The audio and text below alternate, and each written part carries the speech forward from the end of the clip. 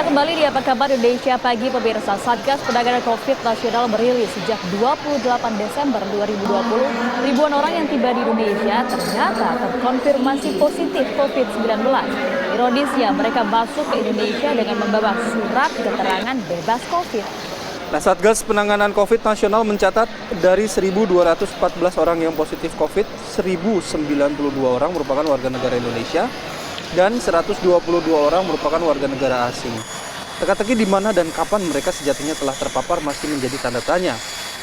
Namun jumlah yang fantastis, hingga ribuan orang terpapar dengan membawa surat keterangan bebas COVID, tidak seharusnya dianggap sesuatu yang biasa. Lalu haruskah Indonesia menerapkan kebijakan buka tutup bandara internasional? Kemarin sempat diberlakukan kebijakan ini, tapi apakah itu kebijakan akan diberlakukan kembali? Nah, kita tentunya juga masih akan menelusuri mengenai hal ini dan kita akan ajak Anda pemirsa berbincang dengan dua narasumber kami yang telah bergabung. Ada Dr. Monika Nirmala, penasihat ahli Menko Maritim dan Investasi, kemudian juga ada Diki Budiman, epidemiolog Griffith University of Australia. Selamat pagi Dr. Monika, Pak Budiman, Pak Diki. Selamat pagi Mas Bayu, Mbak Maria, dan Mbak Monika. Iya, selamat pagi semuanya. Saya mau ke Dr. Monika terlebih dahulu. Dr. Monika, Anda tentunya sudah mengetahui informasi ini, sudah dilakukan kemudian komunikasi juga. Apa pandangan Anda mengenai hal ini? Ya, jadi betul bahwa dari orang-orang yang datang melakukan perjalanan dari luar negeri, itu ada yang kemudian terdeteksi positif ketika sudah tiba di Indonesia. Itu kalau kami hitung gitu ya, dari awal pandemi sampai sekarang mungkin jumlahnya ada di sekitar 2,3% itu terakhir saya coba hitung dari jumlah orang pelaku perjalanan internasional ini begitu. Betul bahwa sebelum mereka perjalanan sudah membawa surat begitu ya dari hasil tes.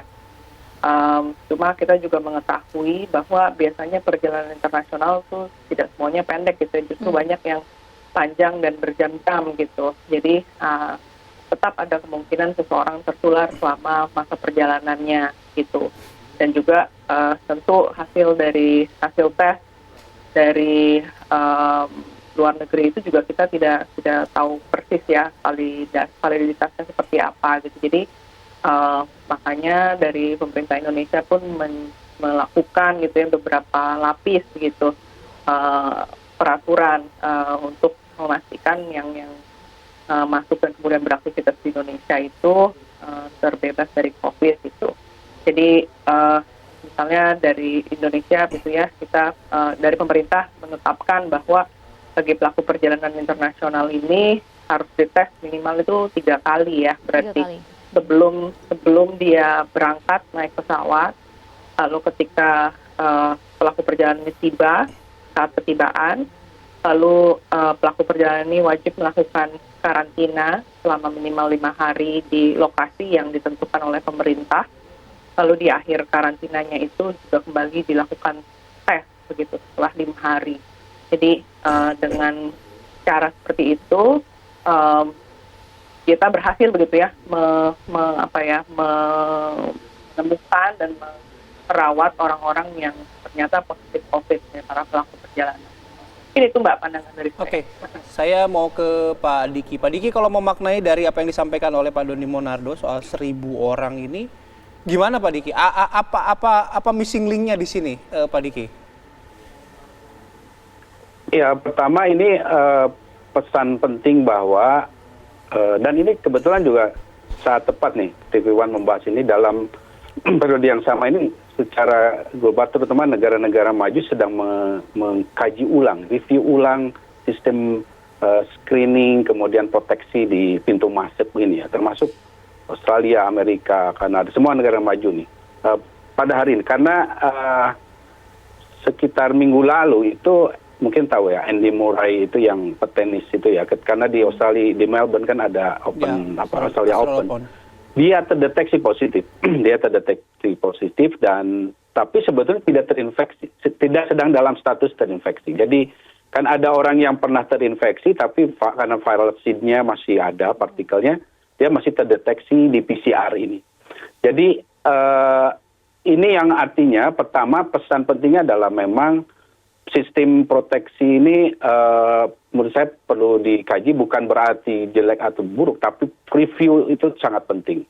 Dan walaupun pesan penting lainnya adalah ada sistem yang sudah bekerja, ya, sistem yang cukup efektif bekerja dalam hal ini mendeteksi, sehingga dia bisa mendeteksi. Namun pertanyaan selanjutnya adalah yang harus diketahui, ini kasusnya harus tidak bisa digeneralisasi, karena pasti harus case by case ya, per orang. Apalagi ini dari negara mana, ini kapan dia terinfeksi. Seperti hasilnya yang tadi Andi Murray itu kan dia ternyata sudah terinfeksi lama. Jadi sekali lagi harus ada review. Dan kalau tadi Mbak Monika menyampaikan 5 hari karantina, ini yang saya juga sudah sampaikan ke Pak Luhut kan, waktu itu juga ada, mungkin Dr. Monika ada, bahwa 5 hari karantina kita itu tidak akan memadai ya. Dan secara studi epidemiologi minimum itu 10 hari. Artinya kita punya bolong, masih ada bolong nih. Ini jadi kesempatan ini yang harus dimanfaatkan oleh pemerintah untuk mereview. Kebijakan, saya kira kebijakan 72 jam sebelum kepergian itu saat ini masih dipakai jadi acuan. Namun yang harus dilihat adalah apakah ini akan berlaku untuk semua negara. Karena negara ini kan status pengendalian pandeminya berbeda-beda. Katakanlah kalau yang datangnya dari Australia kan sangat berbeda. Kemudian kalau dikatakan bahwa itu bisa misalnya potensi di pesawat, tampaknya riset membuktikan tidak terlalu besar ya, karena kalaupun penuh pesawat itu, riset di MIT menyampaikan 1:4.000.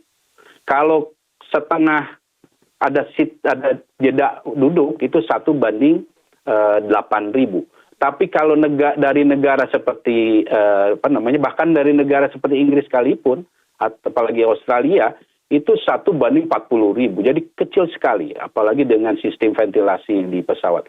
Jadi yang harus dikaji adalah titik-titik potensi risikonya, yang tentu pertama dari 72 jam ini, karena kita tahu saat ini bahwa kita punya window period ya, periode jendela, bahwa orang yang dites itu bisa saja memang belum terdeteksi ya. Kemudian juga di pintu atau risiko lainnya ada ketika kedatangan. Kita tentu tidak meragukan masalah kualitas PCR kita.